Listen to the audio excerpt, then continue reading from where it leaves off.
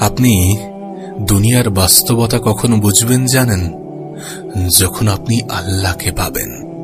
মানুষ যখন আল্লাহকে পেয়ে যায় তখন সে দুনিয়ার বাস্তবতাটা বুঝে যায়।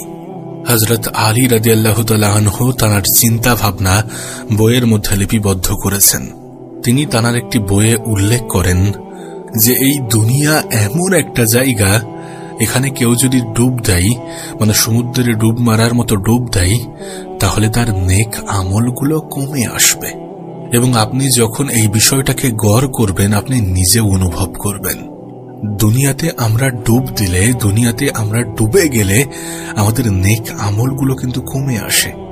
এই দুনিয়া অনেকটা সাপের মতো, ধরতে হয়তোবা অনেক সফট লাগে, হয়তোবা অনেক সুন্দর লাগে ধরতে, কিন্তু একবার যদি সেই সাপের বিষ শরীরে ঢুকে যায় তাহলে সেটা অনেক অনেক বেশি ক্ষতিকর, অনেক অনেক বেশি কষ্টদায়ক।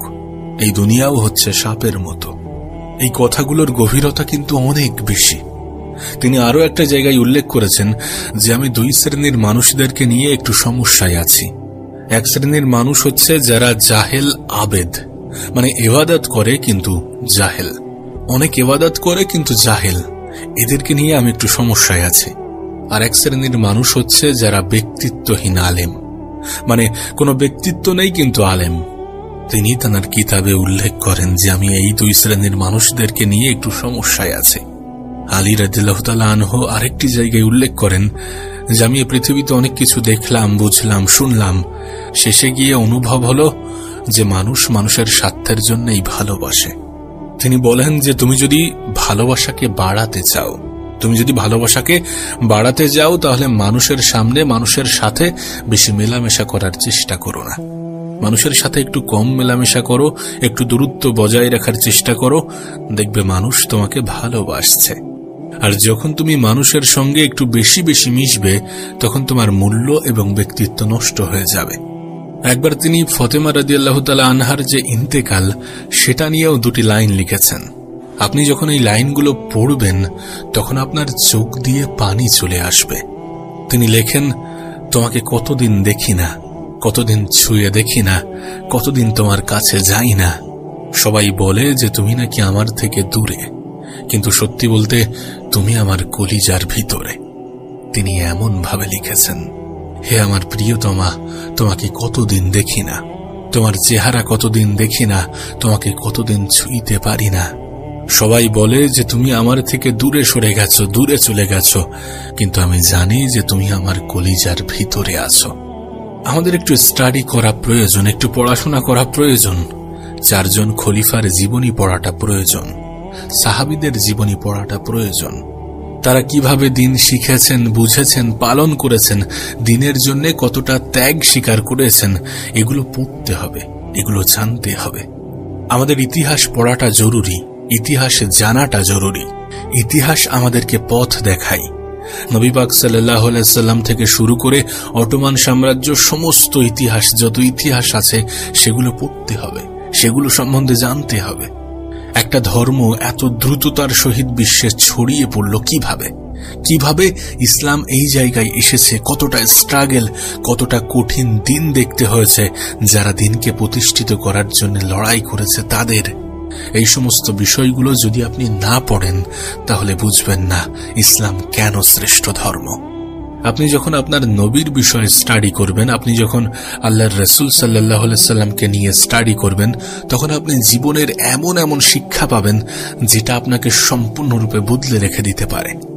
আমাদের নবী পাক সাল্লাল্লাহু আলাইহি সাল্লাম তিনি কিন্তু অনেক ভালো মানুষ হওয়া সত্ত্বেও অনেক গালি খেয়েছেন।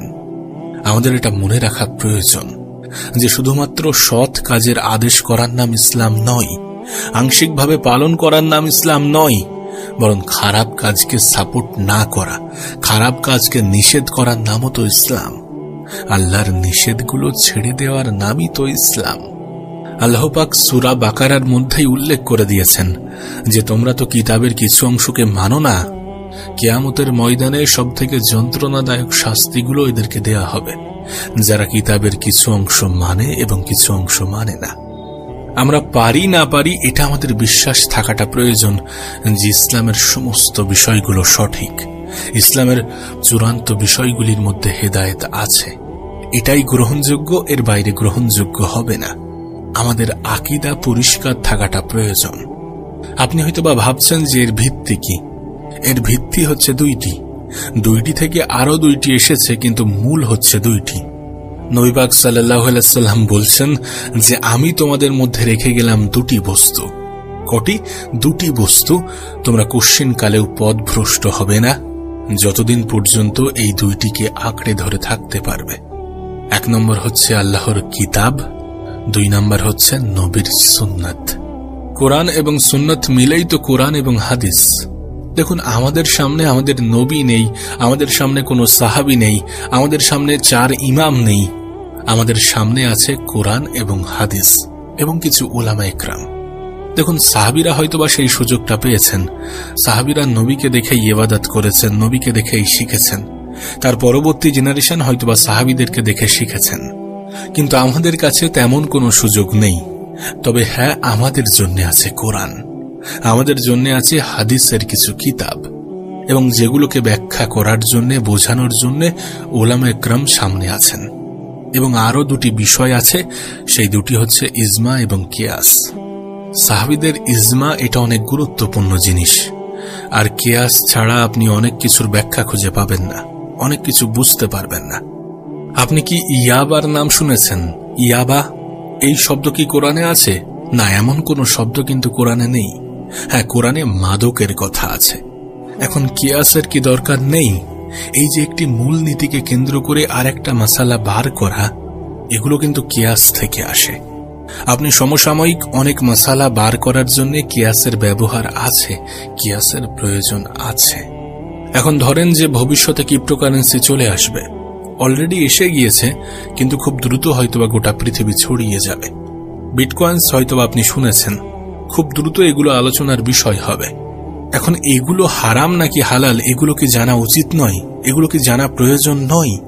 এখন সরাসরি হাদিস বা কোরআন পড়ে আপনি তো এর ব্যাখ্যা খুঁজে পাবেন না, আপনি তো এটা উদ্ধার করতে পারবেন না। আমাদের মধ্যে সেই জ্ঞান, সেই যোগ্যতা কি আছে? সেই যোগ্যতা কি সবার আছে? অল্প কিছু মানুষের মধ্যে হয়তোবা থাকতে পারে, কিন্তু সবার কি আছে?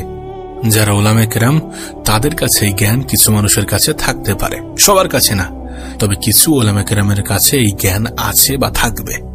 আমরা যখন তাদের কাছ থেকে এই মাসলাগুলো, এই মাসাইলগুলো জেনে নেব, তখন আমরা কিন্তু আর বিভ্রান্তের মধ্যে থাকব না। যেটা ভালো নাকি খারাপ, হারাম নাকি হালাল, এগুলো তখন আমাদের কাছে স্পষ্ট হয়ে যাবে। এখন এগুলো হচ্ছে ইসলামের ভিত্তি। এবার আপনাকে বলি যে মূল নীতি কি। নবী পাক সাল্লাল্লাহু আলাইহি সাল্লাম বসে আছেন মসজিদে। একজন ব্যক্তি আসলেন যার গায়ে পরনে ধবধবে সাদা পোশাক এবং তার চুলগুলো কুচকুচে কালো, এবং তাকে মদিনার কেউ চেনেন না। তিনি আসলেন এবং নবী পাক সাল্লাল্লাহু আলাইহি সাল্লামের হাঁটুর সঙ্গে হাঁটু লাগিয়ে বসে পড়লেন এবং তানাকে 4টি প্রশ্ন করলেন। প্রথম প্রশ্ন করলেন যে, হে মুহাম্মদ সাল্লাল্লাহু আলাইহি সাল্লাম, আমাকে বলো যে ইসলাম কি, ইসলামের ব্যাখ্যা কি, সংজ্ঞা কি? তখন নবীজি সাল্লাল্লাহু আলাইহি সাল্লাম বলেন, ইসলাম হচ্ছে যে তুমি সাক্ষ্য দেবে আল্লাহ ছাড়া কোনো ইলাহা নাই এবং মুহাম্মদ সাল্লাল্লাহু আলাইহি সাল্লাম আল্লাহর বান্দা এবং রাসূল। ইসলামের প্রথম ভিত্তিই হচ্ছে কালেমা। কালিমার মধ্যে 2টি অংশ, একটি হচ্ছে লা ইলাহা ইল্লাল্লাহ, মানে আল্লাহ পাকের তাওহীদ ছাড়া অন্য কোনো কিছুই চলবে না। 2 নম্বর হচ্ছে মুহাম্মদুর রাসূলুল্লাহ, মানে নবীর সুন্নাত ছাড়া অন্য কোনো সুন্নাত চলবে না। লা ইলাহা ইল্লাল্লাহ মানে আল্লাহ ছাড়া কিছুই নাই, কোনো রিজিক দাতা নাই, কোনো পালন কর্তা নাই, কোনো উপাস্য নাই, কোনো সন্তান দাতা নাই, কোনো জীবন দাতা নাই, কোনো মৃত্যু দাতা নাই, কোনো বিধান দাতা নাই, আল্লাহ ছাড়া কিছুই নেই। অর্থাৎ এক কথাই আল্লাহ পাকই সব। আপনার কি মনে হয় অন্য কোনো ইলাহা আছে? আল্লাহ ছাড়া অন্য কোনো ইলাহা নেই। এবং এটা শুধুমাত্র মুখে জিকির করলাম বিষয়টা এমন নয়, এটাকে পালন করে দেখাতে হবে, এটাকে আমাদের জীবনে অ্যাপ্লাই করতে হবে, এটাকে পালন করতে হবে। দেখুন, আমরা মানছি কিন্তু পালন করছি না, তাহলে এটার কোনো মূল্য নেই। মানতে হবে এবং পালন করতে হবে। আমরা নামাজ পড়ছি, রোজা রাখছি, দান করছি, সাদকা দিচ্ছি, যাকাত দিচ্ছি, সবকিছুই ঠিক আছে, কিন্তু দিন শেষে আমরা যদি সুদ খাই, তাহলে এই লা ইলাহা ইল্লাল্লাহ আমাদের দ্বারা সঠিকভাবে পালন হচ্ছে না। জীবনের সব ক্ষেত্রেই লা ইলাহা ইল্লাল্লাহ আনতে হবে, তারপরেই তো এটা মুখের সাথে জীবনেও বাস্তবায়ন হবে।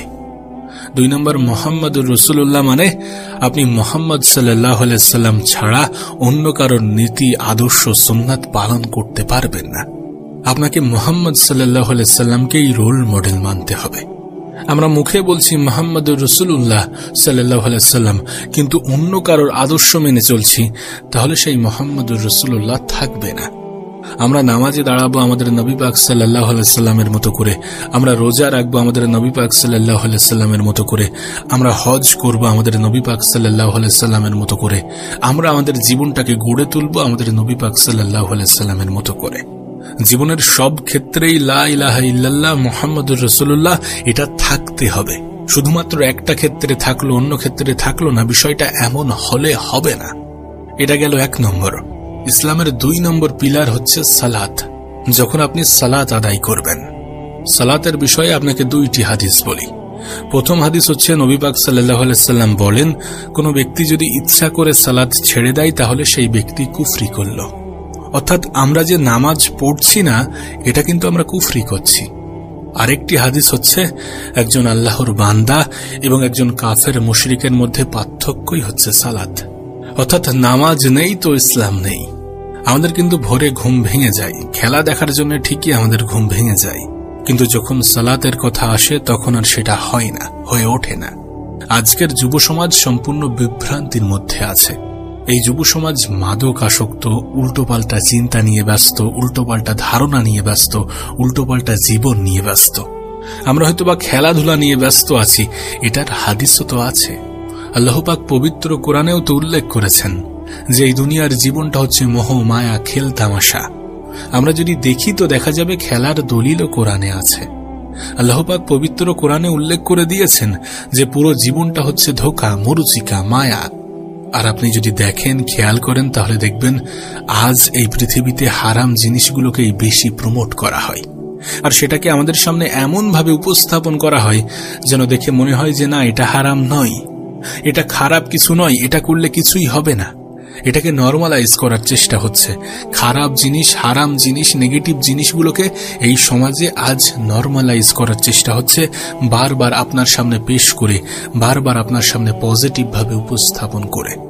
আপনি খেয়াল করলে বুঝতে পারবেন যে আজকাল খারাপ জিনিসকে একটু বেশি প্রমোট করা হচ্ছে। আর আমাদেরকে বোঝানো হচ্ছে যে দেখো কত সুখে আছি, কত ভালো আছি আমরা। বিশ্বাস করেন, এটা এমন একটি যুগ যে আপনি যা দেখছেন সেটা সত্য নয়, যেটা আপনাকে দেখানো হচ্ছে সেটা সত্য নয়। বাস্তবতাটা হয়তো একটু আলাদা, একটু ভিন্ন। যেহেতু খারাপ জিনিসগুলোকে, নেগেটিভ জিনিসগুলোকে প্রমোট করা হচ্ছে আপনার সামনে বারবার, তাই একটা সময় পরে এগুলো আপনার কাছে নরমাল, এগুলো আপনার কাছে স্বাভাবিক মনে হচ্ছে। সত্যি বলতে আজ সমাজ ডিস্ট্রাক্টেড। সমাজের যে কাঠামো সেটাই ভেঙে গিয়েছে। আজ আপনি যদি দেখেন তাহলে দেখবেন নগ্নতা বেড়েছে, অশ্লীলতা বেড়েছে, মাদক বেড়েছে। সমাজে নারী পুরুষের যে ব্যবধান, যে পার্থক্য, সেটা আরো বেশি কমতে শুরু করেছে। মোটামুটি সবকিছুকে নরমালাইজ করার চেষ্টা হচ্ছে, যেগুলো আমাদের জন্য সব থেকে বেশি হার্মফুল, যেগুলো আমাদের জন্য সব থেকে বেশি ক্ষতিকর। তবে এই সমস্ত কিছুকে ছেড়ে, সমস্ত কিছুকে ভুলে আমাদেরকে ফিরে আসতে হবে। ফিরে আসতে হবে রবের দিকে, ফিরে আসতে হবে আমাদের সৃষ্টিকর্তার দিকে।